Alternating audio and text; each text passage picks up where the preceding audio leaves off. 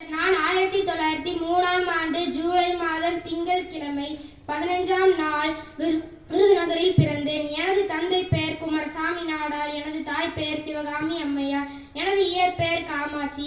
எனது தாய் செல்லமாக ராஜா ராஜா என்று அழைப்பார். அதுவே காலப்போக்கில் காமராஜர் என்று மாறிவிட்டது. எனது 6வது வயதிலே எனது தந்தை இறந்துவிட்டார். அதன் பிறகு தாய் மாமா கருப்பையா என்னை வளர்த்தார். நான் 6ஆம் வகுப்பு வரைதான் படித்தேன். தாய்மாமா நடத்திய துணிக்கடையில் பணியாற்றினேன். அங்கு செய்தித்தாள் படிக்கும் பழக்கம் ஏற்பட்டது. விடுதலை இயக்க கூட்டத்திற்கு சென்றேன். எனது 18வது வயதிலேயே அரசியல் சேர வேண்டிய விருப்பம் வந்தது.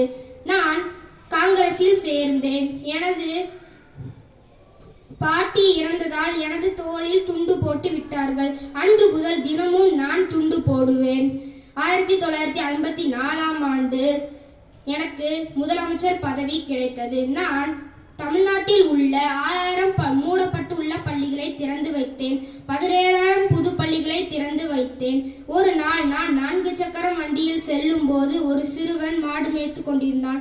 நான் அவனிடம் கேட்டேன், நீ ஏன் பள்ளிக்கு போகவில்லையா? அவன் சொன்னான், நான் பள்ளிக்கு போனால் எனக்கு சாப்பாடு கிடைக்காது. உடனே எனது மனசு பதறிவிட்டது. நான் ஒரு சட்டம் போட்டேன். அனைத்து அரசு பள்ளிகளில் உள்ள குழந்தைகளுக்கு இலவச சீருடை திட்டம், மத்திய உணவு திட்டம்.